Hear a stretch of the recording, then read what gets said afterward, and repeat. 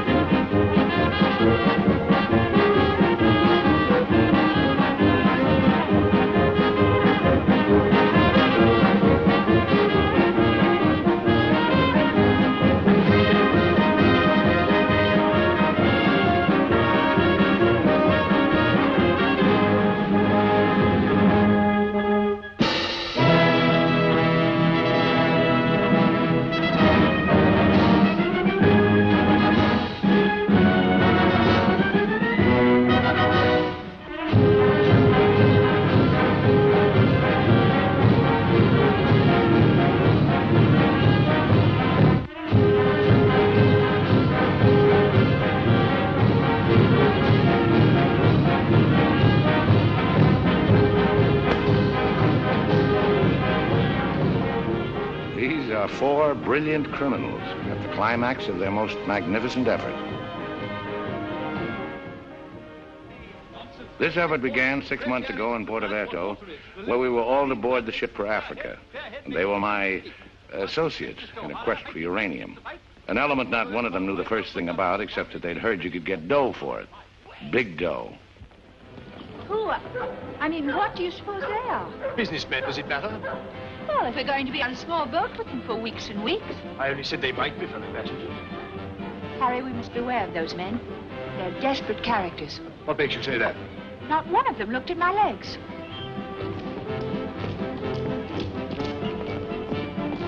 Good morning, Mrs. Denrother. Good morning, Billy Boy. Care to join us in a stroll? Turn off the liver, sweat out the toxins, help nature to help you? Wouldn't dream of it. Really, Billy, you mustn't be so offhand with Mr. Peterson. If I were to treat him with more than common politeness, he'd misunderstand and try to push me around. Mr. Peterson is a bully. Billy, did you see this? That man in London has been killed. What man? Paul Van Meer, high-ranking official in the Colonial Office, was stabbed to death early this morning by an unknown assailant outside a club in Soho. This is the third crime of violence to occur in that vicinity within the past month. What is it, Billy?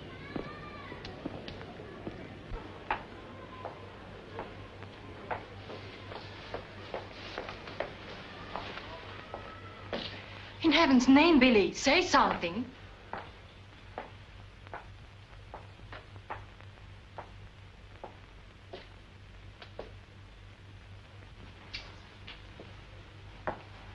You understand, of course, that Peterson arranged this. It seems there's been a lot of violence around there lately. I don't pretend to be a fool. But look, Billy, this happened early Tuesday morning. We'd all left London well before that. What about Jack Ross? What about the galloping major? But I thought he only stayed behind to get that phone call from Mombasa. If it came through, he'll be here this morning. Well? Don't get so excited. Don't jump to unpleasant conclusions. Jump? They might as well have drawn a map. Why was Peterson worried about Van Meer? What made him think he was dangerous? He was afraid Van Meer wouldn't stay bought. Afraid he'd get the wind up after we'd gone. He had visions of him trotting upstairs to his superiors, announcing, I have certain information that certain persons have paid certain sums of money. Don't talk so loud, Billy. To obtain illegal rights to certain mineral supplies. That England, that Raja or whatever he was, that you worked for in the old days, he killed a lot of people, didn't he? Ah, but he had a better style. Besides, he was out for a kingdom, half the size of France. What's the difference between that and millions of dollars? We must think of the future, Billy. This is our big chance. It may be our last. Except for Mr. Peterson, we couldn't even pay last night's hotel bill. Where are you going? Another cafe, drink a lot of Pernod, and listen to the band. You won't make a fuss, will you? It doesn't do to make a fuss. You have to think of the main objective. Naturally, it doesn't do to be fussy.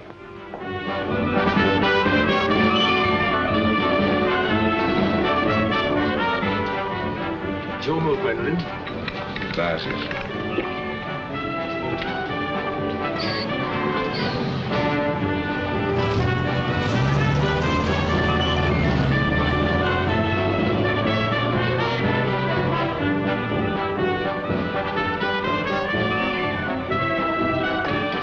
The luggage is in there.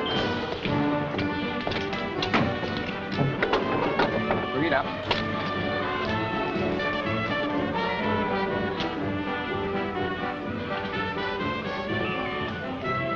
Harry, look, the desperados. Shh.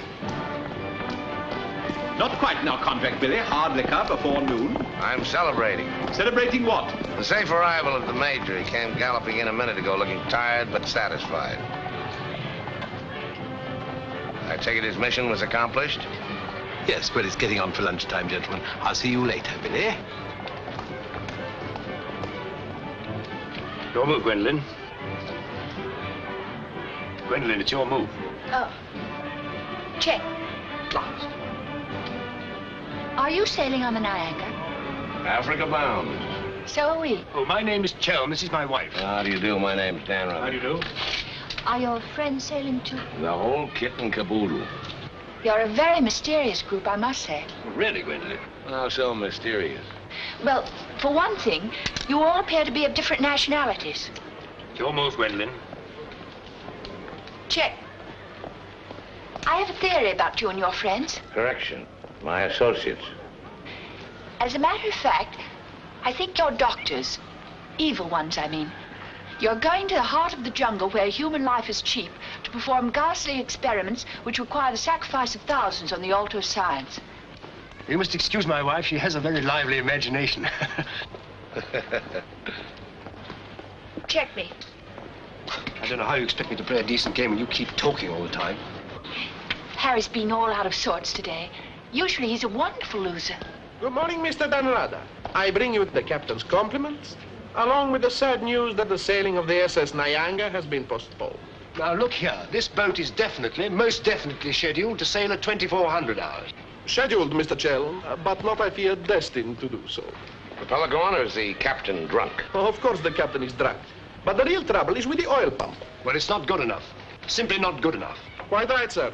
But you're putting it too mildly. The present oil pump is no good at all. Well, how much delay does this mean? Oh, to locate, bargain for, purchase, and install a new one will require, I should say, more than a day, less than a fortnight. Utter, hopeless inefficiency. Probably it isn't the oil pump at all. Just making it an excuse to hang about and pick up extra cargo. Guns or opium? I wouldn't be surprised if she turns out to be a smuggler. What a miserable place to be stuck in. Squalid, fifth-rate port. Ever been in Formidable before? No, I don't know this part of the world at all. I thought not. Otherwise, you wouldn't be so upset about staying. Magnificent country. Ruins to visit by moonlight, fine stretch of beach. Back there in the hills, one of the few spots left in the world where you can get decent food and drink. It's called the Blue Pavilion. I insist you give me the pleasure of having dinner with us tonight. Well, that's awfully kind of you, but... Us? You and your associates? And my wife and me. The committee? Oh, Mr. Chelm, I want you to meet a friend of mine. This is the galloping major. The committee wants you to toddle round. Okay. Right away. I'll be along. Better toddle. I said I'd be along. They don't like to be kept waiting. I'll lay on a car. We'll meet in front of the hotel at 6. Arrivederci. Dan Rather. An American, I suppose. Anyway, I quite like him. Time. 24 hours in the day, 1,440 minutes for somebody else to get busy on the same idea as ours. We ought to have got a plane and flown now, as I said from the start. You remember I said it, O'Hara? My name is not O'Hara. It is O'Hara. You hear? Mr. O'Hara. Yes, Mr. O'Hara. But you remember I said it? I said we ought to take a plane. Time. What is time? Swiss manufactured, French ordered, Italian squandered, Americans say it is money, Hindus say it does not exist. You know what I say? I say time is a crook. If we took a plane, we'd be there inside 15 hours, instead of who knows where. I don't want any more talk about flying. The sky is for the birds, my feet on the ground, both of them. Come in, Billy boy. What's all the fuss about? No fuss, Billy. We're merely wondering what course to pursue in view of this unfortunate delay. Join the peasants in their revels, go to church, write your memoirs. Very funny. I like an associate of mine to have a sense of humor. Good laugh does more for the stomach muscles than 5 minutes setting up exercises. And now that we've had our moment of fun, and all the better for it, let's get back to the question. Doesn't this delay call for a cable to your friend in British East? Mustn't send cables. Can't you get it through your heads that the population down there has trained noses? They can smell a uranium deal like a cat smells fish. But aren't you afraid, Billy, that when our little party doesn't show up on the date you said, aren't you a teeny bit afraid that your friend might use that as an excuse to begin negotiations elsewhere? If my friend were looking for an excuse, he'd find a better one in the morning papers. What do you mean? I'm talking about the untimely demise of Paul Van Meer. I'm appalled, Billy.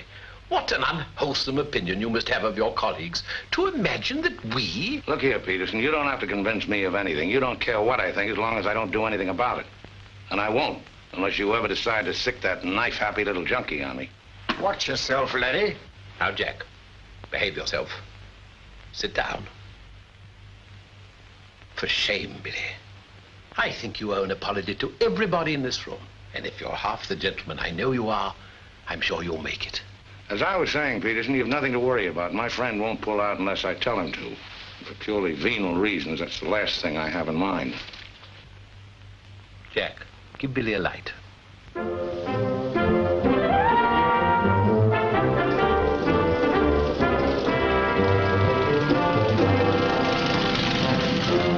What a wonderful car. It looks as if it had won the Grand Prix d'Elegance many years ago. Oh, it did. It was built for Oraposo. You know, the bullfighter. He had it made this way so he could stand up and take bows. He only got one ride in it, bequeathed it to me on his deathbed. Well, here's to Oraposo. I hope you like champagne. You mean it's yours? Well, I gave it to my former chauffeur, the fat bandit in the front seat. Harry, look at that wonderful villa. Well, that was Brady Crampton's. Oh, you mean Lord Crampton, in Gloucestershire? His family acres marched hand in hand with ours. Gloucestershire, the cathedral towns, trout fishing, garden parties. What a beautiful life. You know England well? Emotionally, I am English. I serve tea every afternoon with crumpets, and I've always kept up my subscription to Country Life and to Tedla. Trouble with England, it's all pomp and no circumstance. You're very wise to get out of it. Escape while you can. Well, I'd hardly describe myself as escaping. Simply so happened that a relative of mine, first cousin actually, who died recently, happened to be the owner of a coffee plantation. Africa's the place now. You talk about the diamond boys, the gold boys. They just skimmed a little off the top. The potential mineral wealth of Africa's hardly been scratched. Now, there is a villa. Big. Well, that's the Villa Capriccio, famed in song and story, a 3-star attraction in Baedeker. Well, whose is it? Well, the bank's on it now. It used to be mine. Yours? Yes, I brought old Charles over from Fouquet's. You know, the old Fouquet's, to run it for me. Then when I decided to pull up stakes, I bought him this restaurant we're going to. Least I could do to show my appreciation. Well, here we are. Charles! Charles! Wait here a minute when I rout old Charles out. He doesn't even know we're in this neck of the woods. Charles! Charles! He must think we're extraordinarily naive. Knew all those people. Owned that vast villa. Bought this place because he liked the fellow's cooking. What utter balderdash. Oh, perhaps he did. I beg leave to doubt it. Did you notice his wife? She seemed to be rather a sensitive little woman. Really embarrassed by all that rot. I am sorry, signore. As you see, we are closed. We do not open for another 2 months. Charles, what the devil's going on here? This place is falling to rack and ruin. The place is closed. We'll have to dine in the hotel after all. Monsieur Dan. Monsieur Dan. Madame, why did you not let me know you were coming? You did not say you were with Monsieur Dan. Nothing is close to Monsieur Dan. Good to see you again, Charles. It's been too long, Monsieur Dan. Not since the night you left the villa. Remember your farewell party. I've tried ever since to forget it. Remember how in the morning we escorted you to the train with violins playing and everybody cried like when a king you love very much leaves this country. Aren't you dressed yet? Do I appear to be dressed? Do dress, do hurry. It's the most wonderful day. And Billy wants us to drive out and see his villa. His former villa. Obviously, I can't go. I've got a chill on my liver. What a miserable place to be ill. And you forgot to pack my hot water bottle. You packed it.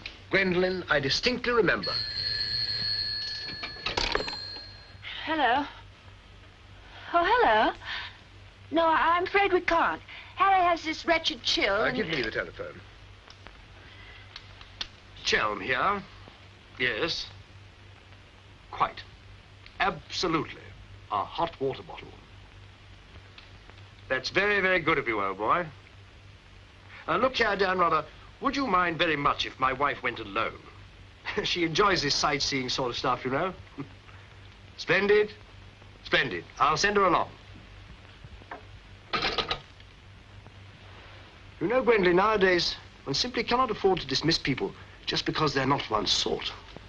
One has to try and bridge the gulf. After all, it's a new world we're going into. One's got to take it as one finds it. Face it. Use it. Master it.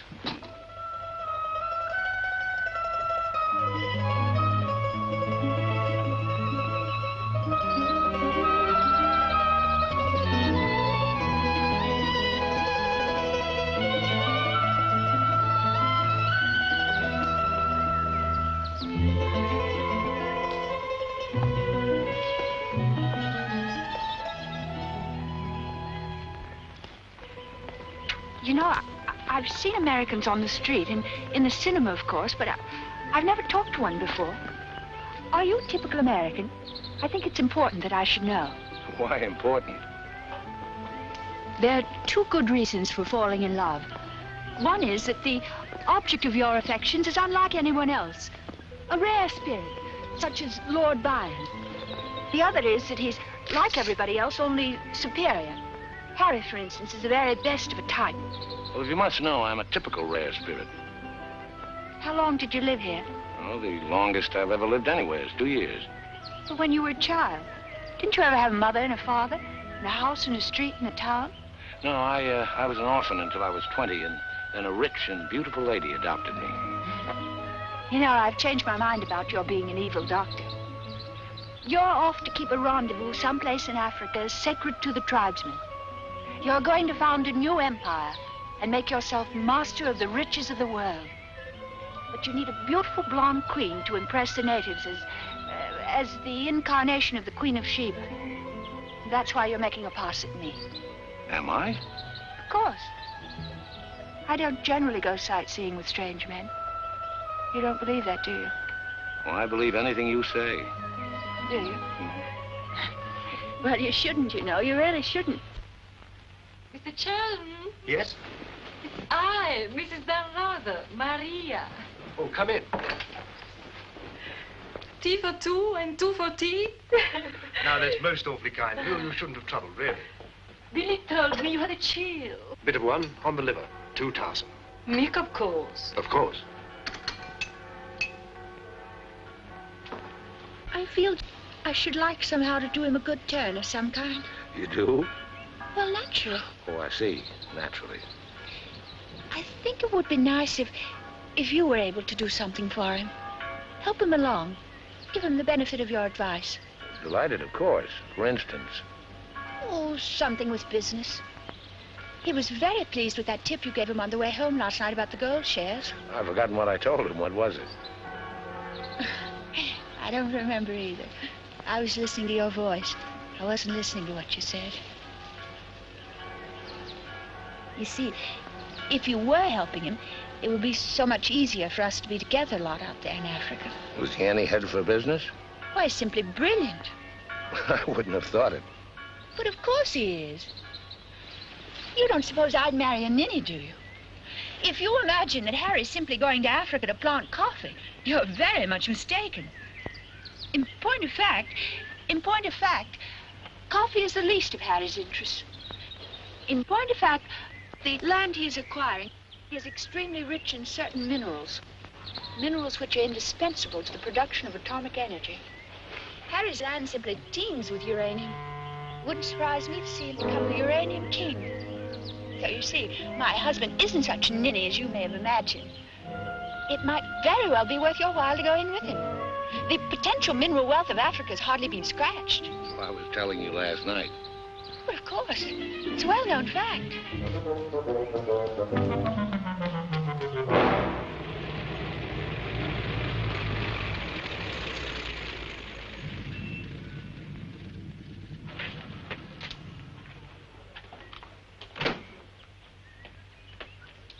Billy boy.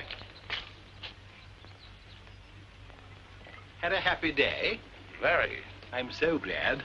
What an attractive woman Mrs. Chelm is. Is that what you called me over to tell me? Who are the Chelms? They're English, going out to British East. They have a coffee plantation. Any money in coffee?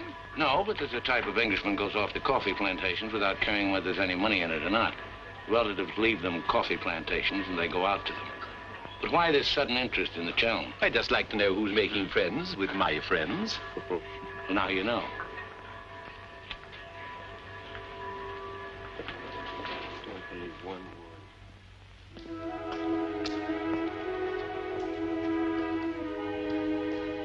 You know, if I ever leave you, it'll be for someone of the type of Harry Chell. Well, bully for you. I suppose that type of Englishman is like a story I once heard. An English gardener in England was showing some Americans one of those wonderful English lawns. And of course, they wanted to know how to make a lawn like that. And this English gardener said... He said all you have to do is get some good grass and roll it every day for 600 years. I heard that story before you were born. Englishmen tell it when they're feeling down in the mouth. Just don't understand the Chell type. You're not even listening. You never do. Someday I'll say goodbye and you won't hear that either. One day I shall really meet my type and run off with him. And you'll be simply amazed. That's possible. George Moore said, I learned it by heart years ago. He said that each great passion is the fruit of many fruitless years. George Moore was a very distinguished English writer, you know. Except that he was Irish. Cheer up, sugar. If I make $1 million on this deal, I'll buy you an old English lawn, one we can roll up and take with us.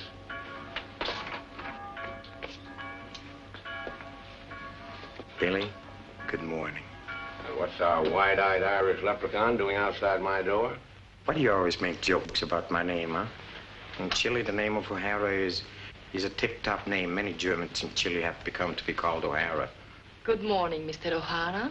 Madame, my respects. Perhaps Mr. O'Hara would like something to drink? Yes, maybe perhaps a little whiskey, huh? Very weak, please. What's this visit in honor of? Oh, just wanted to have a little talk with you. Okay, but make it fast. Fast? I give you my word, Billy. I give you my word, I feel to you like an older brother. Oh, it's not so much the difference of age. It's probably, yes, the reason is because I come from a culture which is so much older than yours in my country. A child 6 years old is older in his heart than you'll be at 60. It smokes, it drinks, it philosophizes. At this rate, I'll be 60 before you get to the point. The point is that Peterson, Ravello, myself, we are the principals in this case. We are in with the money. We cannot switch around and turn, but an agent, it's easy to imagine that he could conceivably doesn't feel himself quite as irrevocably committed as Peterson or... We're fellow passengers, I believe. Not quite yet, would you say? Too sadly true. By any chance, you don't happen to have seen your Mr. Danrather about? I don't think Billy's up yet. Not 11. He's rather a late riser. But he said it... Well, anyway. I shouldn't put too much stock on what Billy says, particularly when he's had a few drinks. It's not that he means to break his word. He just forgets that he's given it. Charm and dependability so seldom go in one package. There are exceptions, of course. Your husband, I imagine, from his manner and behavior, is one. Oh, yes, very. Well, quite having. I'm so looking forward to meeting your husband and having a chat about Africa. By all means. I understand he's in coffee? You make it sound like a total immersion. Part of Africa we're going to is due for some pretty important changes. In my opinion, things will be booming out there before you can say Jack Robinson. I do hope there won't be too many changes. It's completely unspoiled, I hear, with some of the loveliest scenery in the world. I can't imagine anything more lovely in the way of scenery than to have a few acres of gold and diamonds cropping up on a piece of land I bought for a song. Heaven forbid. Next thing there'd be big, ugly holes everywhere and great, horrid machines instead of lovely scenery. Anyway, I don't think my husband worries much about money and business, that sort of thing. Really? I mean, to appreciate my husband's point of view, one has to understand his background. Those lawns. Hundreds of years in the making. Those immemorial elms. Those walls hung with family portraits. Generations of them. Those great echoing galleries where so much of English history's being made. Taxes must be terrific on a place like that. What would people like the Chelms care about taxes with their kind of money? I mean, when a family's been a power in the city of London for so long, one of the great financial families. Power in the city? You mean? Oh, yes, of course, one of those Chelms. I'm surprised you know about them at all. Very few people do.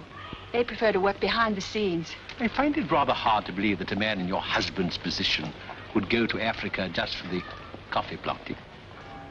You're very quick, aren't you? In point of fact, he isn't. In point of fact, he has a very special reason. So I suspected. It has to do with sin. Sin? Since the war, my husband has been almost exclusively concerned with spiritual values. He feels that if he can get away there, in the heart of Africa, he will come face to face with essentials. He wants to work out the problem of sin. Sin? Why, yes, of course. Isn't that what we're all most concerned with? Sin? Gwendolyn, what are you doing here? I thought we were supposed to meet on the beach. Harry, I want you to meet Mr... My name is Peterson. Been having the most delightful talk to your wife. She tells me you're interested in spiritual values. I myself am vastly Harry, concerned. we'd really better be going. You'll excuse us, Mr. Peterson? What have you been telling that man? Why, nothing, Harry. He got onto the subject of religion, and I just happened to mention that we usually go to church on Sunday. Billy, I think it is high time you take stock of yourself. Can you truthfully say about yourself, I, Billy Dan Reuter, have acted fairly and squarely to my associates, huh? But of course he can, Mr. O'Hara. Everybody knows Billy's the soul of honor. Shut up, sugar. Perhaps he is the soul of honor, and perhaps appearances are deceiving. You mind telling me what it is I'm supposed to have done? Nothing. It's your conduct. Your conduct doesn't... Your conduct does not inspire confidence, and confidence, Billy, is the most important necessity in an undertaking of our kind. One may be completely innocent, but if one's actions invite suspicion, one might as well be guilty. To be trustworthy is not more important than to seem to be trustworthy. Billy, have you done something you shouldn't have? Tell me, Billy. Tell me the truth. My conduct. Who do they think I am, their hired man? But you are, you know. You are the hired man. How good and kind of you to remind me. How good, how true, how kind.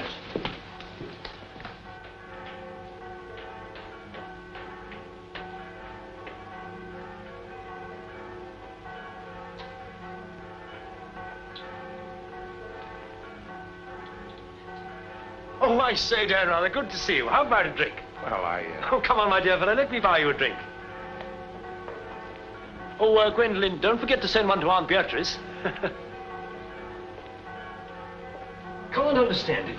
Gwendolyn distinctly said she'd join me on the beach. Then I come back and find her sitting there in that cafe.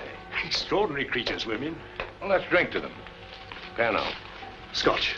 Come on, you tiny little wreck, have a drink. We're drinking to women. Take the drink, but won't join you in the toast. Glass of Irish. Women. Hitler had the right idea. Keep them in their place. Kleine Kinderkirchen, babies in the kitchen. Say what you want to about Hitler, he had his points. Come. Look here. This generation's had its chance. Hitler, Mussolini, those are the men. Now is the age of the barbarians. The world's going up in smoke. I say, let it come, get it over with. Well, if you don't mind, I'd like another year or so of worry. Worry? Just 1 minute, laddies. I've just 2 or 3 words to say to you, laddies, and that's don't worry. Don't ever worry. I'm in a position to know secret information. The Rosicrucians, the Great White Brotherhood, the High Secret Orders. But you've no faith. You must have faith. Faith and power, secret power. Men who guard the trust from the deepest insides of the whatchamacallit. Mystic rulers, all one club, chained together by one purpose, one idea. Mankind's champions. Follow me, Billy? Oh, why, of course.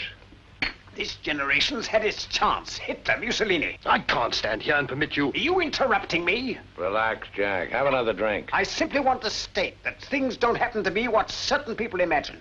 An officer may find himself strapped for money, and he may undertake certain things which in other circumstances, no, absolutely no. Absolutely. I mean, absolutely no. In the old days, I should have simply told people of your ilk to buy their own drinks. Poor old Jack. I'll teach you.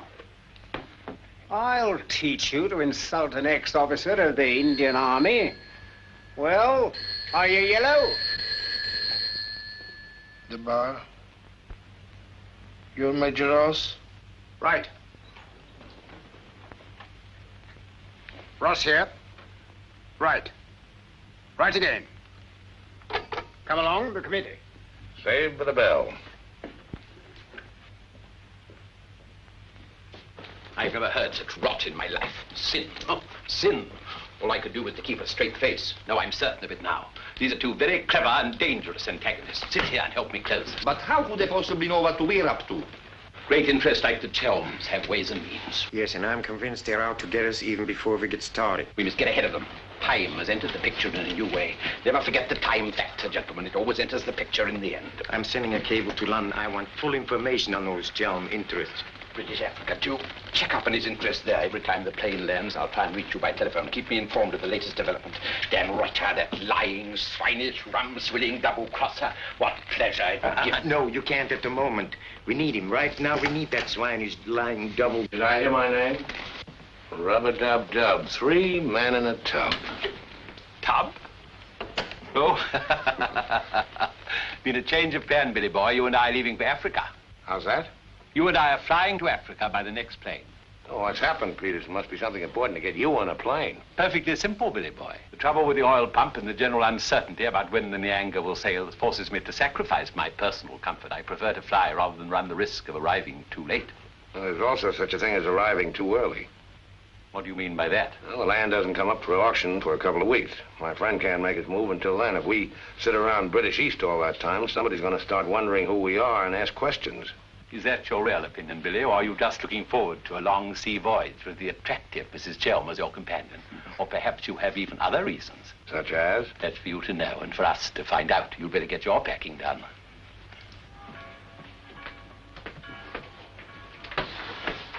Billy? Where are you going? Off to Africa, flying. Just like that? Weren't you even going to kiss me goodbye?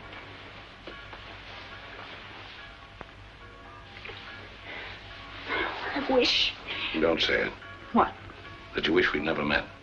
You'll be coming on the boat, and in Africa we'll get together and... I think I hate you. Letting those revolting men order you about. Don't deny it, I've watched them. They treat you like a servant. They say, hop it, and off you hop. I know what it is. They have a hold on you. Some black secret that could ruin you. What makes you think that? No, it happens all the time. My old Spanish nurse told me that half the people in the world would be ruined at once if everyone told what they knew. But couldn't you have them done away with? I mean, you must know plenty of people who could bump them off. It'd probably cost a good deal, but it'd be worth it, certainly. Well, it's not impossible, except that afterwards I wouldn't have any money. This way I stand to make a lot. Millions? Maybe. Then perhaps your connection with those men isn't quite so undignified as I thought. Those millions, would they be pounds or dollars? Well, either way suits me. No, that's very careless of you. The state of the pound is so uncertain. You must think in terms of hard currency. Maybe I should hire you to handle my affairs. You could do worse. I'm awfully intelligent, really. Come along, Billy boy. The car's waiting.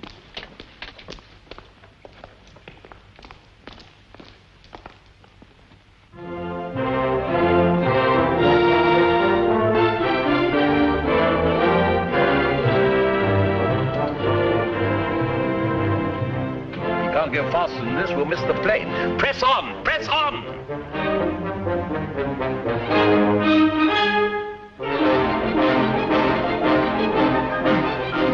Try posting.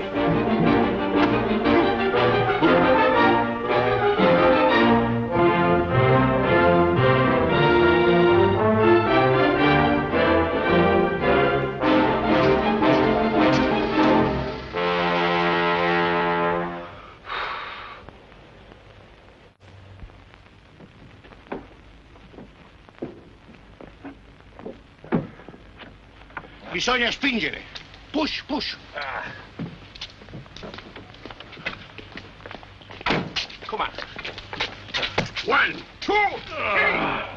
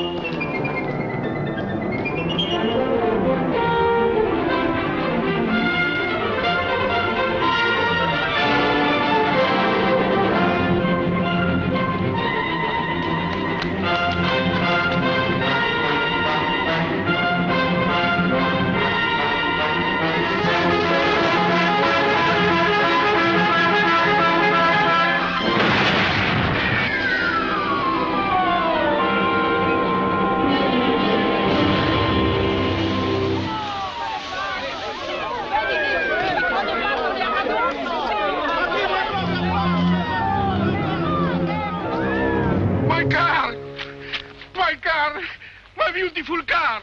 You did that on purpose. What? You planned it that way. I know what you're up to. I know everything. I know about the uranium on the Chelm's land, the Chelm interest in the City of London. The what? You heard me, the Chelm interest. I take it your information comes from a reliable source. It does, from Mrs. Chelm herself, in fact. Ah, magnificent. Simply magnificent. You must pay me back for the loss of my beautiful car. If you weren't a benighted jackass, if you could see as far as you could spit, you'd know there's no such thing as a Chelm interest. You'll have to do better than that, Mr. Danrother. Very much better than that. Don't believe me. Check with London.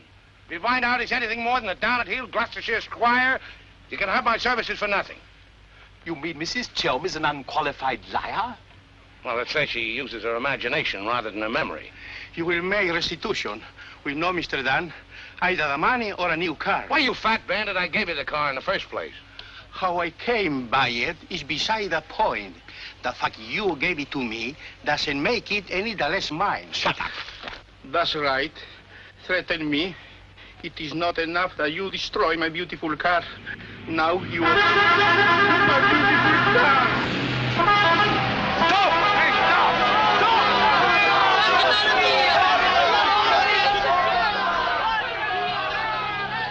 stop! More than anything, I want Billy to make a grand success out there. Oh, as you care so much about money, I should have thought you would have left Billy for some rich man. I shouldn't think Billy would mind, really. I mean, neither of you are in love or anything. You are a strange girl.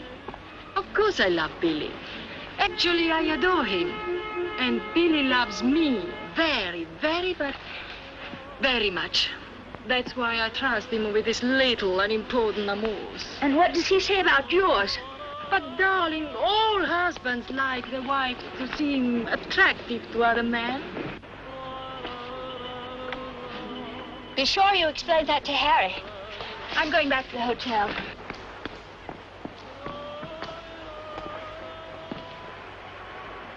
Mrs. Stanrother, Maria, I'm afraid, I have some shocking news for you. The boat is not going at all? There's been a terrible accident. Your husband's car drove over a cliff. The people on the bus saw it fall into the sea. It seems almost certain that... What is it? What are you trying to say? He's saying that Billy is dead. It's become necessary to redistribute the stock in our company. Stock? What good is the stock now? We can't deal with Darada's friends. Not without Darada. All the effort, the money, everything went over the cliff with that car. Ravello, you forget the English are very sentimental people. I tell you, there is nothing that Billy's friend will not do for his widow, and in black, she's a very touching figure. Poor Maria, you really have had a wretched time of it. You are very understanding. If only there was something I could do. Just now, if you could bring me an aspirin. I have a headache. Don't move. Just you wait there. I'll be back in a moment. Mussolini, Hitler, and now Peterson. A great man, a great loss. I'm going upstairs and reading my Bible. Why all the clothes? Maria has a headache. What's the matter with you? Go away. My dear girl, I'm as sorry about Dan Rather as you are. But after all, it isn't as if he was one of our oldest friends. I was in love with him. He was a very pleasant acquaintance. What did you say? I was in love with him. Really, darling, have you no control over your romantic fantasies? I loved it. Can't you hear me? I love you, I love you. Oh, rot. You're just dramatizing again.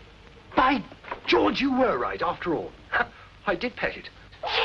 Oh, what shall I do? I feel as though I were drowning. He's dead. He's dead, and I'm left with a fool like you. I tell you what to do. Have a bit of shut-eye. You wake up in an hour feeling your real self again, and there'll be no more silly stories about falling for a middle-aged roustabout. Is this so? Oh, please go away. I'll just take these to Maria.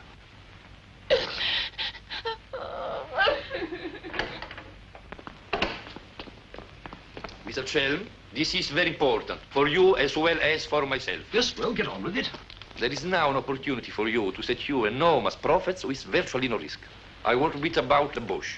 Our papers in going to... For you as Billy's widow, it will be very easy to persuade his friend in British East, and for capital, we have Chelm. Quite evidently, you've been misinformed as to my interests.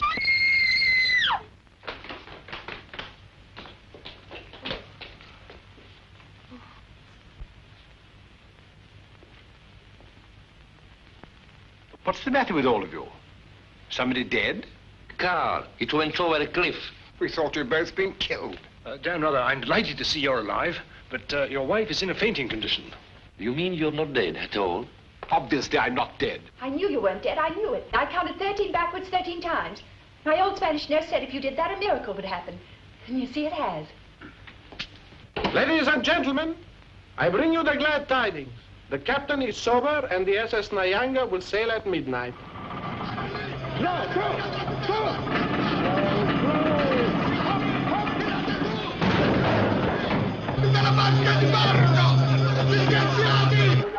I can't see it anywhere. What can have happened to it? My dispatch box, where is it? A black tin box this size. What have you done with it? Guardi che la sua valigia gliel'ho messa in cabina. I told you to take the most particular care of it. I shall not go on board till my dispatch box has been found. Having trouble, Chelm? I think that I can't cope with myself, thank you. È la seconda volta che glielo dico. La valigia gliel'ho messa in cabina, è inutile che insiste con me.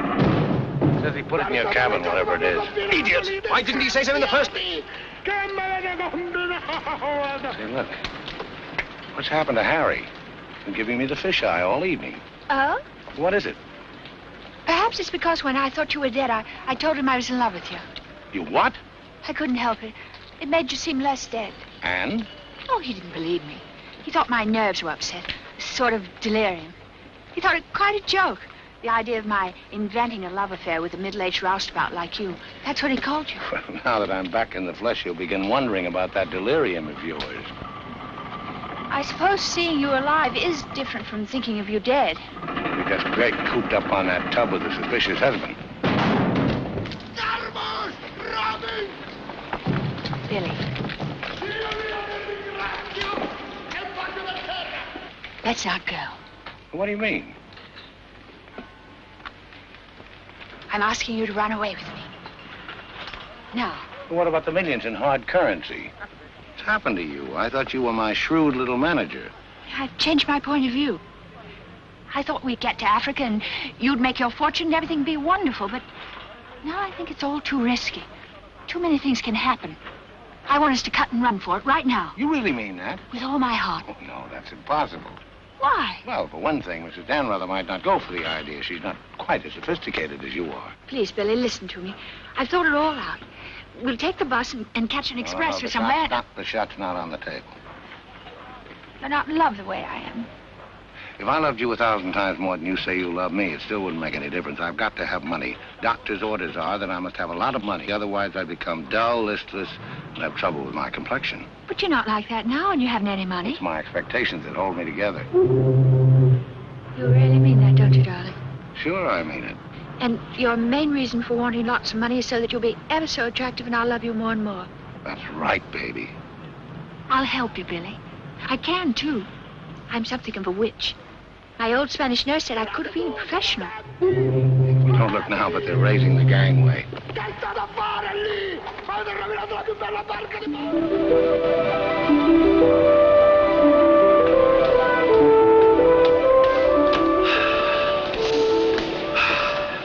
Sea air, ozone. What a pity we can't bottle it, gentlemen. What a fortune we'd make. Neptune's mixture. Now breathe deeply. Remember, every breath is a guinea in the bank of health.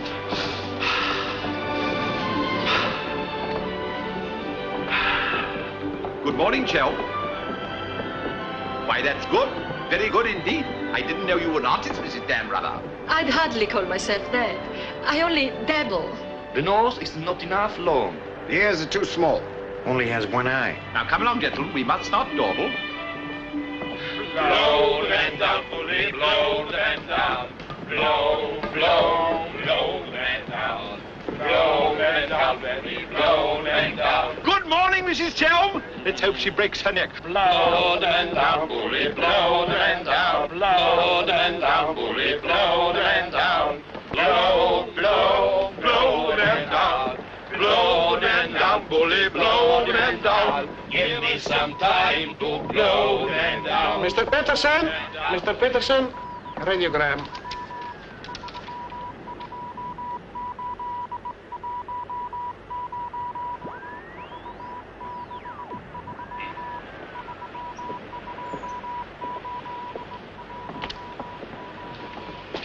No Chalmers State, Gloucestershire, Stark, no Lender Gentry Charms. What do you make of that? He's not a Gloucestershire squire. Like Billy said. Just as I was beginning to take Billy at his face value. Yes, but if he's not what Billy said, then what is he? We are at sea again, gentlemen, in more ways than one. Mystery, more mystery. Billy is a liar. Heaven only knows what Chelm is. CID, maybe. You borrowed my thought. What to do? What to do? The time has come for direct action. You remember last night when we came on board? The fuss he was making about his dispatch box?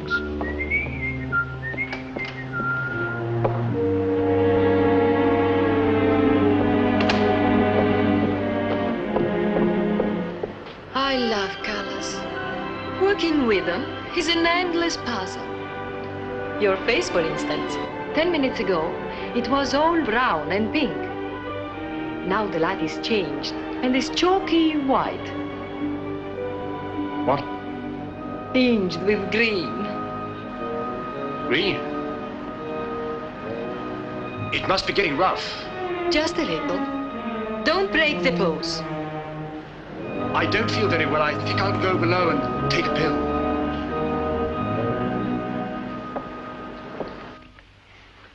It's incredible. Harry Chelm is just Harry Chelm. nothing, nobody, a ruddy refugee from Earl's Court. With a hot bottle. Look. And a letter of introduction to the secretary of the governor. The secretary, mind you. Disgusting. Purser! My box! Feet up and down, isn't it, sir? It's gone! Oh, yes, indeed. Major Ross took it. I saw him sneak it out of your cabin. I like to keep my eye on what goes on aboard the ship. Where did he take it? I believe Mr. Peterson's cabin. In fact, I'm sure.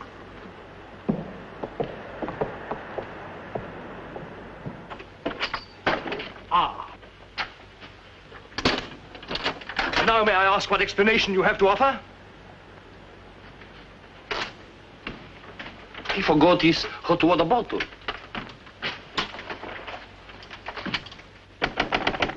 Billy. Come in. Billy, have you heard what's happened? I've seen the paper in days. It's not funny. They've stolen Harry's dispatch box. Who stole his dispatch box? That dreadful little major. He took it to Peterson. They went through it. It's all your fault. I suppose you know that. My fault? Well, the poppycock you've been peddling, all that junk about the Chelm interest in London, uranium on your land. Well, in a way, you're the one to blame. I'm the... I mean, you acted so superior. I was falling in love with you, and I couldn't bear it for you to think I was just a nobody. Married to the son of a boarding house in Earl's Court. The son of a what? A boarding house. That's what Harry's parents do. They run a boarding house for decayed gentlefolk. But the way he talks, the way he acts, I thought It's just that he sees himself in a place in the West Country with trout streams and horses, leading the life of a country squire. It's not his fault if people take it for granted that he has a place like that. He's never once said that he had. Well, country gent, son of a boarding house or whatever he is. I suppose I'd better get his box back. Oh, he got it back himself. Well, then there's no harm done. Except that Harry's gone to the captain. He's going to have them put in irons. He is what? He says that's what they did in the Royal Marines. Look here, Skipper, there's a perfectly simple explanation for all this. I happen to own a dispatch box which is very similar to Mr. Chelm's. When I didn't find it in my cabin, I asked Major Ross to see if it had been stowed away somewhere else by mistake. The Major found what he thought was my box in the saloon with some other luggage. The box has been in my cabin ever since we sailed, under the berth. As soon as I saw the box, of course, I realized at once that it wasn't mine. I simply opened it to find out to whom it belonged so that I could return it to its rightful owner. I can't conceive why this gentleman should imagine I should be interested in a box containing patent medicines. I'm not a hypochondriac. Purser, tell the captain exactly what you told me about the box. Why, sir, you asked me whether I'd seen it, and I said it might be the one I'd seen being carried along the passage by Major Ross. You distinctly told me that you'd seen it being taken from my cabin. Oh, you must have misunderstood. You were rather ill at the time, if you remember, sir. That's all, Purser. He's been bribed. He's in league with these criminals. Just a case of a misunderstanding. That's how I look at it. Now, what about a little cognac? To wash away any ill feeling. I don't care for a drink. And let me assure you that this matter is far from settled. While rifling through my personal effects, I feel certain that you must have noticed I had a letter of introduction to the Secretary of the Governor.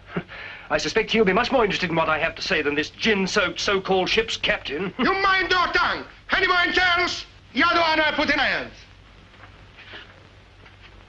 As far as I'm concerned, this is a close incident.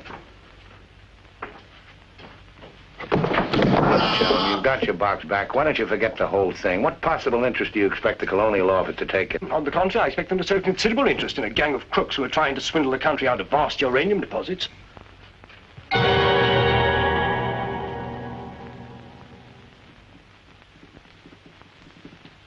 Just one moment, sir. What leads you to believe? This gentleman obviously hasn't seen fit to inform you that during your supposed demise, he attempted to lure me into your nefarious venture. Unfortunately for you, he acquainted me with all the pertinent facts. Facts which I intend to communicate to the proper authority at the very earliest opportunity. I thought you were dead. That's what they told me. Everyone told me you were dead. And if you were dead, we head to a fresh capital. Didn't we? You, Ravello, my own partner, sneak up behind my back and try to cheat me. The milk's spilt. It's no good crying over it. Get after him, Billy. Calm him down. Talk to him. See if you can't get him to change his attitude. I'll try, but I don't think it'll do any good. I don't know why we have to worry about Chelm's attitude. Talk's no good. Conversation never convinced anybody. I say put an end to words. Shut up, Jack. Time factor has entered the picture again. This time, fortunately, it's working on our side. 2 weeks before we reach port. That should be plenty of time to convince our friend, Chelm. I beg you, please end all this trouble. If things go on, either you will be done away with before we ever get to Africa, or you will leave and denounce Peterson to the authorities, and that will be the ruin of all my plans and hopes. In the long run, you'll do much better to get clear of these people. They're thoroughly undesirable. The long run. I'm tired of the long run. I am not even thinking about them or about myself. It's only you that concerns me, Harry. No need to worry about me. Ever since I met you, you fill my thinking. You are becoming an obsession. Don't you understand, Harry? I am deeply in love. Maria. My dear.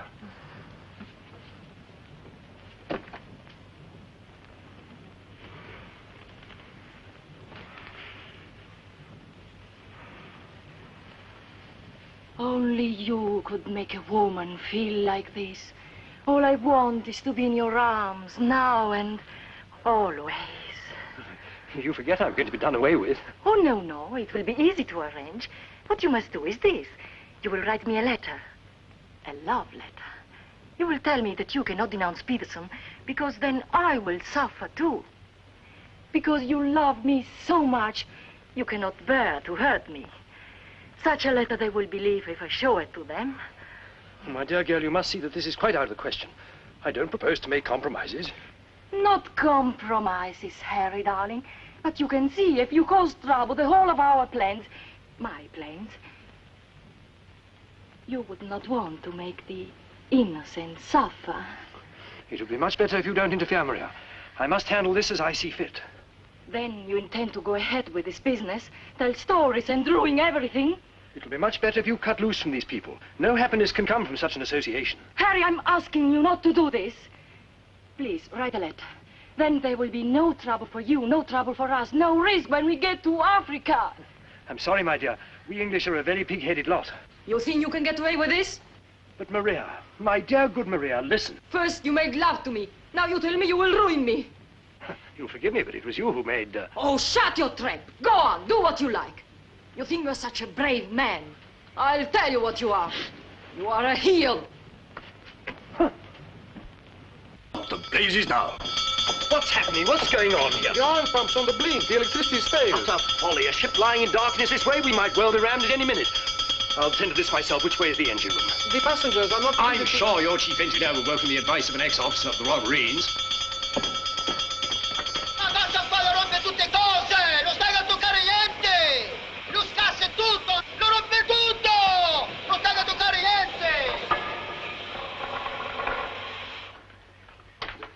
Look here, you fool. Are we simply abandoned to our fate? I insist on something being done. For instance? Well, give out the lifebelts. Organize the boat drill. The clientele are requested to remain calm. To remain calm? Does the captain feel no sense of responsibility for the lives of his passengers? It's my opinion that the captain doesn't feel much of anything at the moment. You may say he's drunk. The fellow ought to be made to walk the plank. I'm afraid just now he cannot walk at all. But this is outrageous. Oh, sit down, old man. What have you got to worry about? We're only adrift in an open sea with a drunken captain and engine that's liable to explode at any moment. Perfectly ordinary situation. Happens every day. But just in case any of you are still at all anxious, let it be known that Mr. Chelm has taken charge in the engine room. Who's taken charge? Harry, and he'll foozle it for sure. Shall I get out the hymn books? Your husband claims to have learned all about engine and such things when he was an officer in the Royal Marines. If he ever was. In point of fact, not only was he an officer, but he once won a medal for jumping into a sea of fire to rescue someone. It's only a bit of wreckage and not a man, but that wasn't Harry's fault. Just a slight error in judgment. Oh, the lights, they come on. You must have fixed it. Impossible. The engines are turning. We are underway. I still say it's impossible. Ladies and gentlemen, may I have your attention for a moment?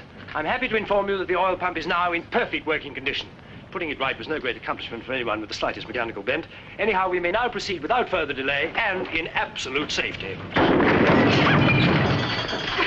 Harry, you did. You foozled it. But when you wrecked my ship, where is your terror? Forward, please. Captain wants to see you. There you are.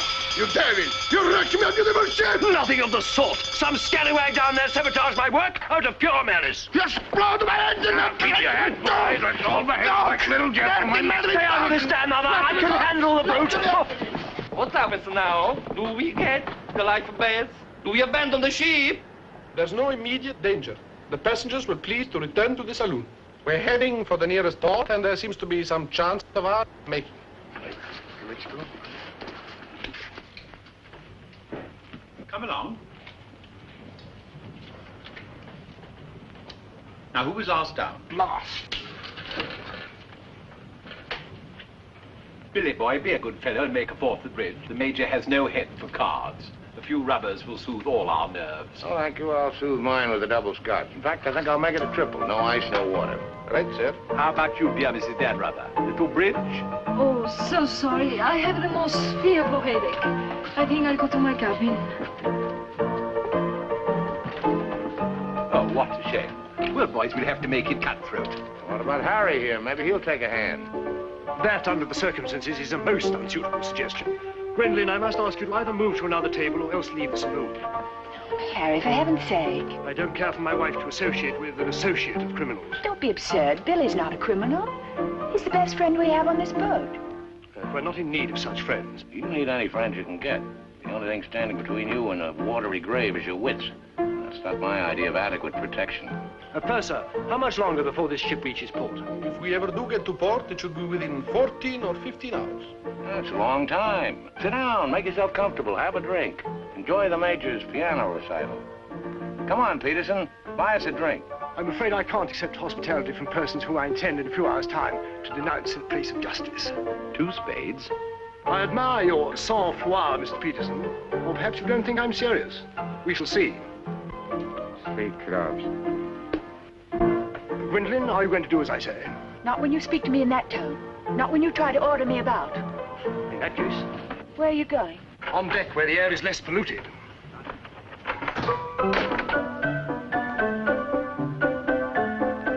Sir, 4 tonics. I think you'd better go after Harry. Why should I? If he's going to be so childish and unreasonable. Take my advice, go to him, stay with him. I suppose you think we should keep up appearances.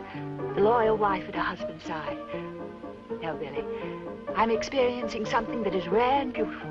And I shall not deny it, either by word or by deed. I love you. Let the whole world know it. I love you, I love you. Yeah, well, keeping up appearances isn't exactly what I meant. Why do you want to send me tagging after Harry? He's being such a deadly bore tonight. Deadly, but not dead, not yet. What do you mean? They killed one man just because they thought he might try to get in their way. Now, Handsome Harry here is certain to blow the whole thing wide open. They killed a man? Really? Who? Just a man. Well, for all Harry's being too tiresome and my loving you to distraction, I still wouldn't want to see him done in. He has some perfectly darling traits, really. I mean, like always remembering one's birthday. No, we simply mustn't let anybody murder Harry. Now, keep him in your cabin. Never let him out of your sight. Keep him under lock and key. Oh, Billy, that awful music. It's so loud, it comes right into our cabin. Peterson, tell the Major to soft pedal it. And while he's about it, he might change the tune. Oh, don't you like it? One of my favorites. I'm afraid he doesn't know any others. Do you, Jack? Oh.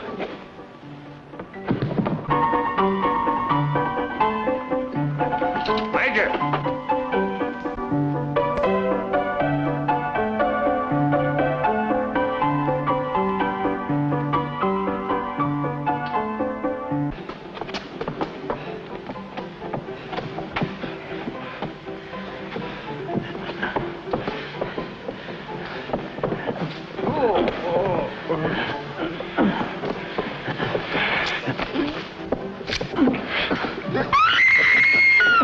Do I hear a lady screaming? One down.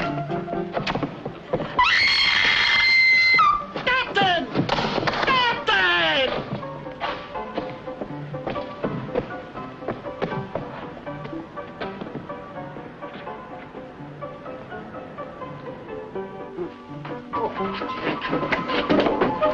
What happened? Oh, Billy, all that screaming. I thought someone had been killed. Someone nearly was. Indeed, they were. Look at the Major. Better get a new act, Peterson. The curtain's going down on this one. Every time I turn my back, someone makes trouble. The passengers break the engine, they beat each other to feet, they throw each other overboard. That man attacked me. How you? You again! If I struck him, it was in self-defense. He came sneaking up behind me and tried to run me through with his sword. Is that true? Well... It's no use, Billy. My trying to protect Harry any further. I may as well tell the whole truth. Captain, it grieves me to confess this, but in point of fact, my husband has an illness of the mind. The medical word for it is paranoia. On occasion, he displays homicidal tendencies.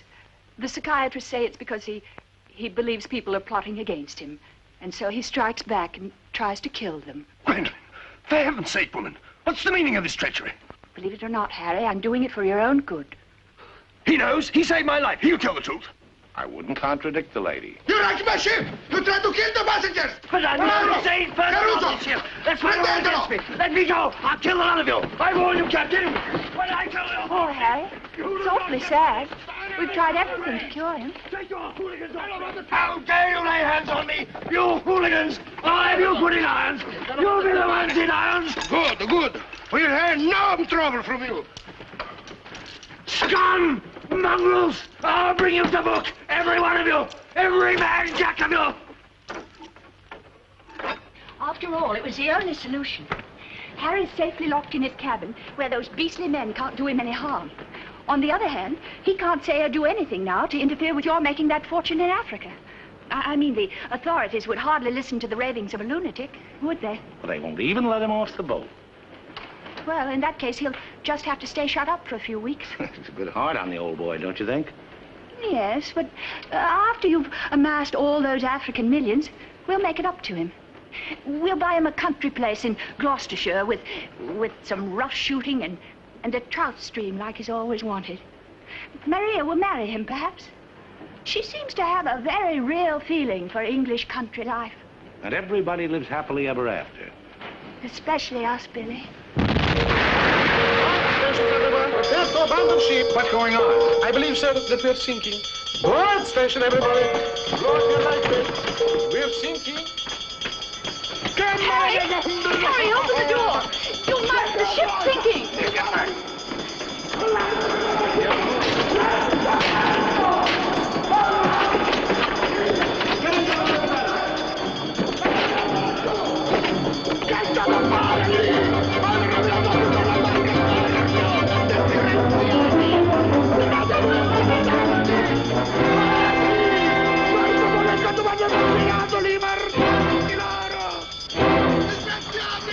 Tirate su!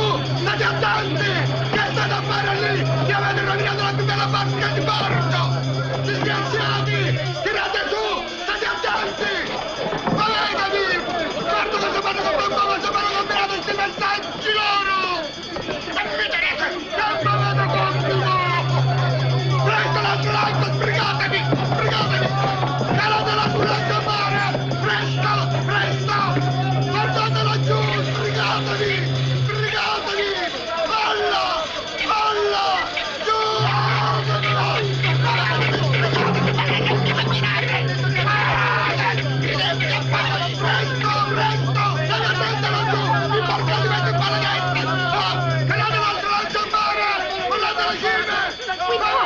We simply can't leave without finding out what's happened to Harry.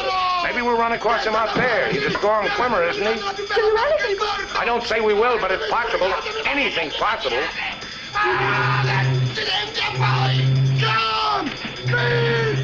Crash! Dio mio, ti ringrazio e pace per terra! Speriamo che incontri un branco di pesce cani!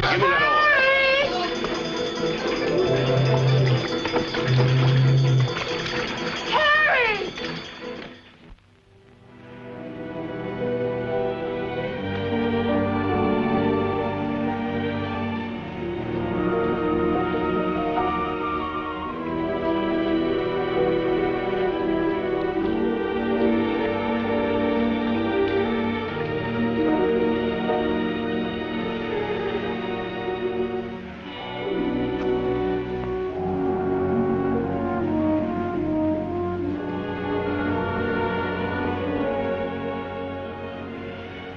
Where do you suppose we are? Africa. What part of Africa? Yes, that's important. What part? Not a bad place to land. No customs, no forms to fill out. Tell us at once where we are. It's important I know. You mean to say there are parts of the Dark Continent where you won't be received like the prodigal son? Olio. What's that? Olio.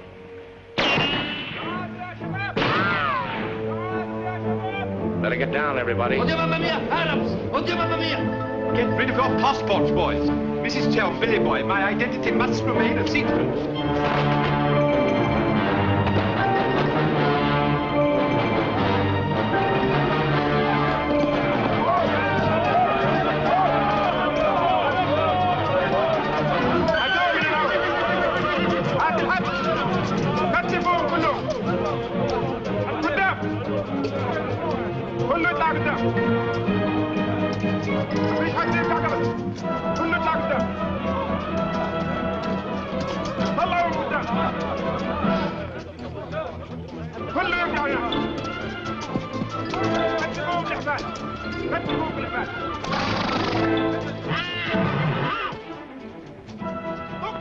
Olio, what's that? It was a company that sold arms to the Arab legions. Wait a minute, that rings a bell. Some of the equipment we sold was defective.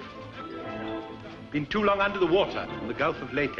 The Arabs claim they lost the war because of rusty guns and dud ammunition. For heaven's sake, be quiet. If you go on like that, I'll see you drawn and quartered. Hai su caldo un tele! Dalla vita!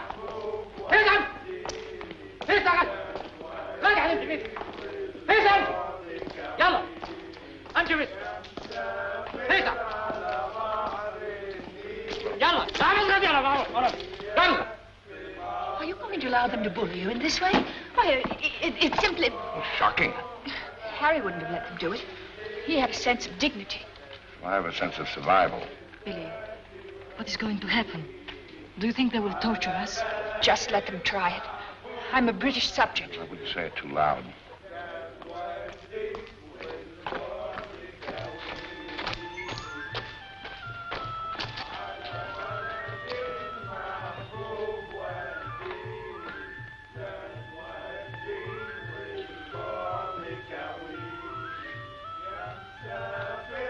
We shipwreck.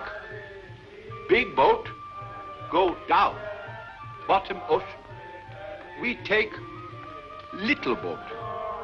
Row all day, row all night. Savvy? There's only one way to deal with these swine. Walk up to them and kick them in the belly. Show them who's boss right away. We sight land.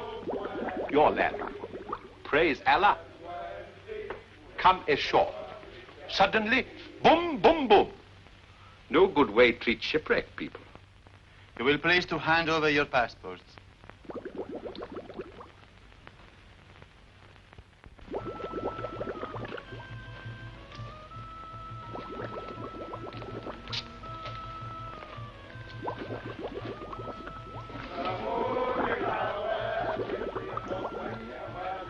There seem to be 4 missing. Will those who have not handed over their passports hold up their hands?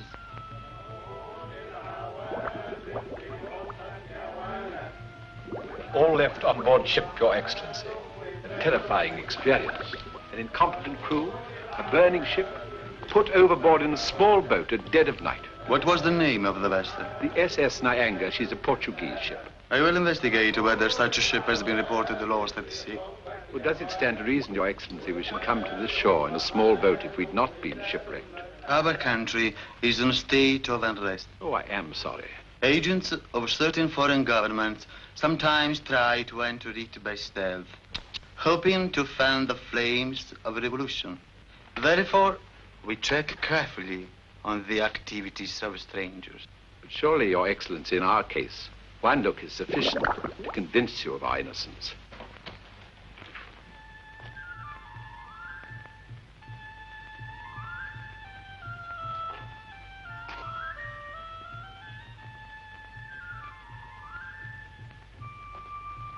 No. One look is not enough.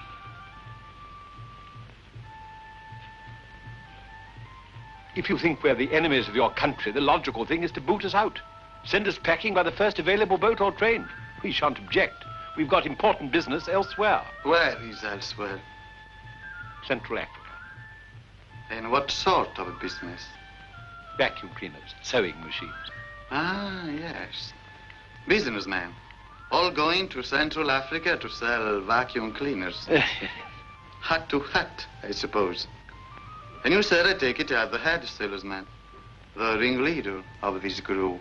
Oh, no group. We met for the first time on board ship. Complete strangers to one another. Liar! The others all look at you each time I ask a question. I am a keen observer.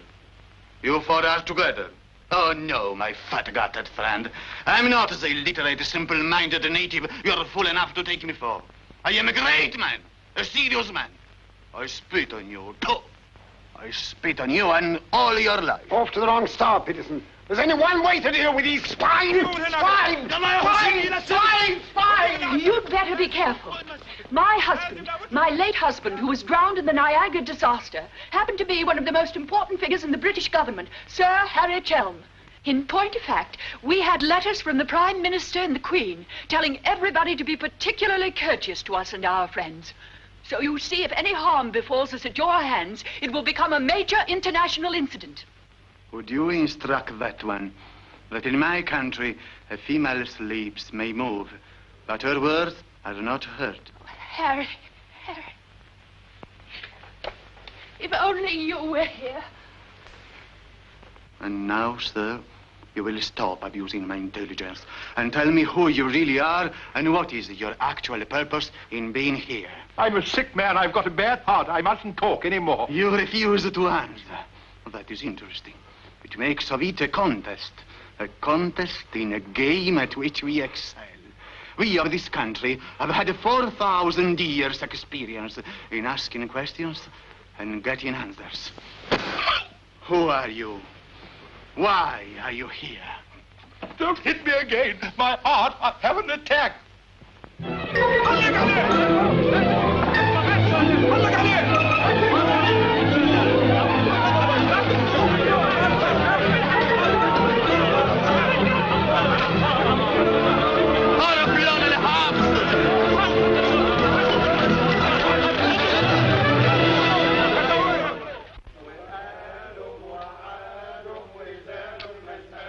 Billy's led a thoroughly decadent life, but I must say I thought he had more backbone than that. Backbone. Either you have it or you haven't. You see the beating I took at the hands of that great ugly brute without even flinching. Billy was crazed with fear before they even laid a finger on him. Tell me more about Rita Hayward. You really know her very well. Do I know Rita? Do I know her? I'll give you a letter of introduction. She'll fall an immediate victim to your charms. You really think so? Oh, but certainly a man like you, suave, intelligent, darkly handsome. You have everything, Ahmed, except money. And if you listen to me, a boat will be placed at our disposal, a very slow boat, so that Fat Gut's check will have plenty of time to clear. And you will trust me for your share? Does one man of the world ask another to trust his own brother? Oh, no, Ahmed. You'll give me a check for half. Your demands are very great under the circumstances. Why shouldn't they be? Fat Gut's my best friend. I will not betray him cheaply. You are certain that you are the friend of the peerless Rita? Come, Ahmed. Line back to business. Very well.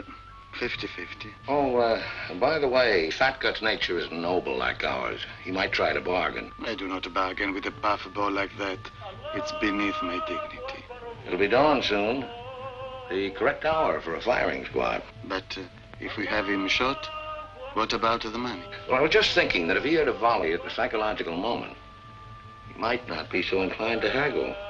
I believe you must have Arab blood.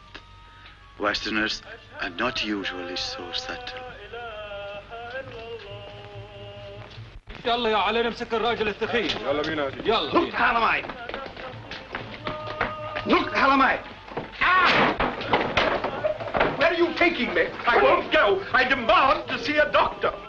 Would you say that in Paris, among smart people, the Rolls-Royce or the Cadillac is considered more chic? Well, that's no problem at all. A man in your position should have both. Ah.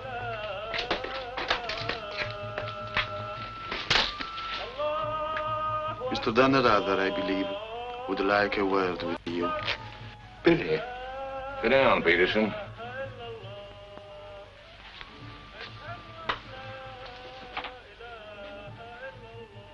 I've been talking to Ahmed here, and he's made the vow.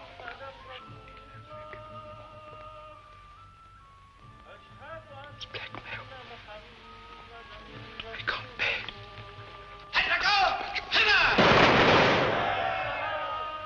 What was that? Firing squad.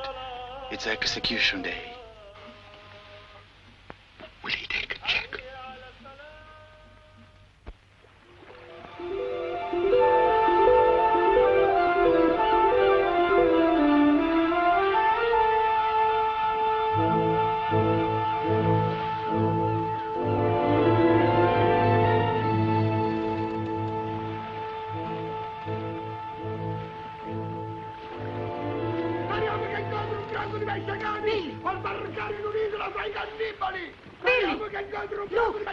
The name!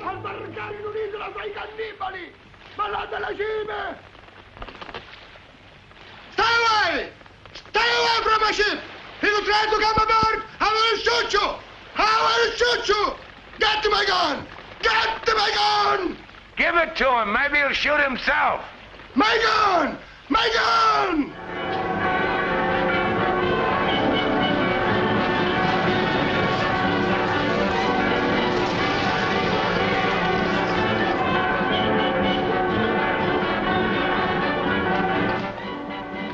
excuse me. Are you Mr. William Danrather? That's right. I'd like to ask you a few questions, if I may. Oh, I'm sorry, not now. Forgive me, but it's rather important. Yes, it always is. I was a newspaper man myself once. Well, you may quote me as saying that everybody was heroic except Mrs. Danrather, who ate all our boots. Very amusing, but I'm not a reporter. Oh? Jack, go to the phone, make reservations. The first plane to Nairobi, 6 seats.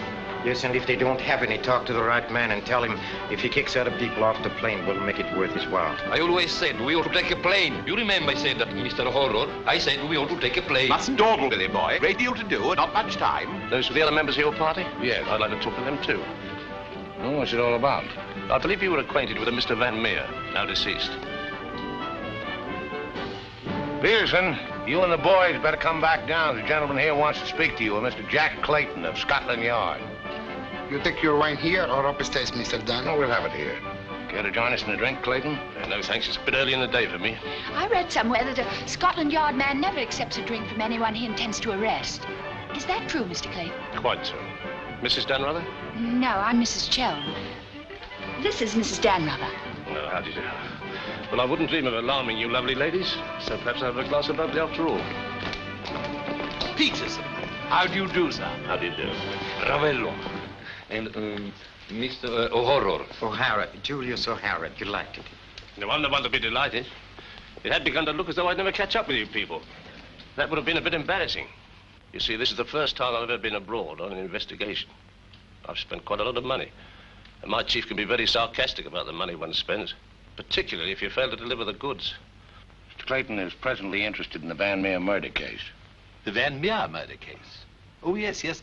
That fellow in the Colonial Office. Yes, I read about that in the paper. It was a shocking affair. According to Mr. Van Meer's appointment book, Mr. Peterson, you had lunch with him at the Savoy a few days before his death. That's quite correct. Mr. Van Meer was an expert on African matters. We wanted his advice about affairs in British East. Do you recall the subject under discussion? Vaguely. Crop yield, the native labor situation. Inches of rain. Vaccination, shots. How long do you know Mr. Van Meer?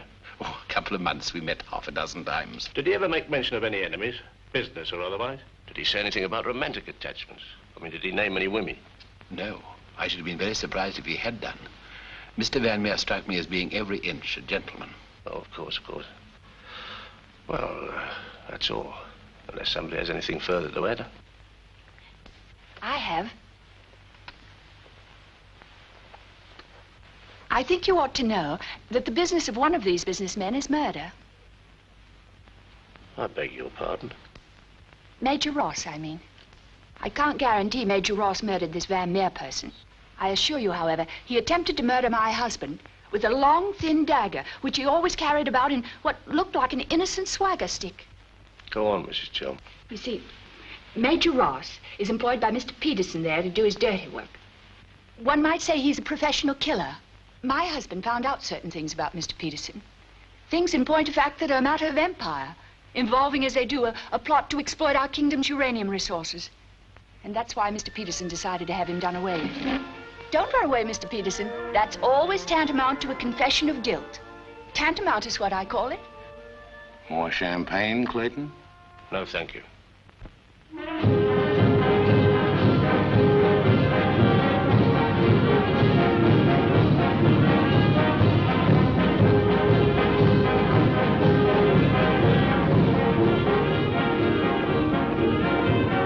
As I said before, very smart fellows indeed.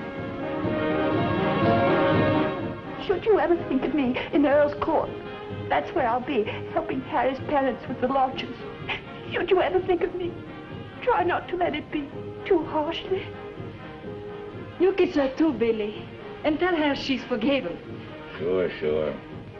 Goodbye, then. Bye.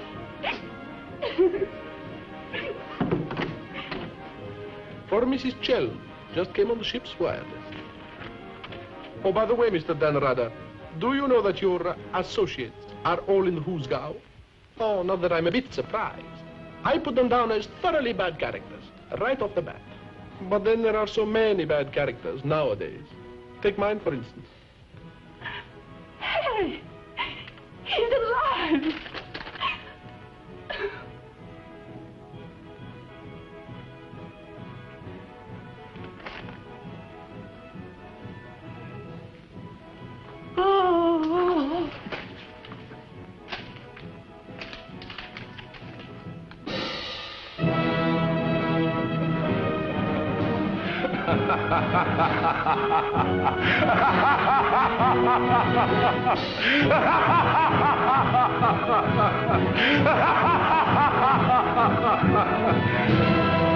Oh, this is the end.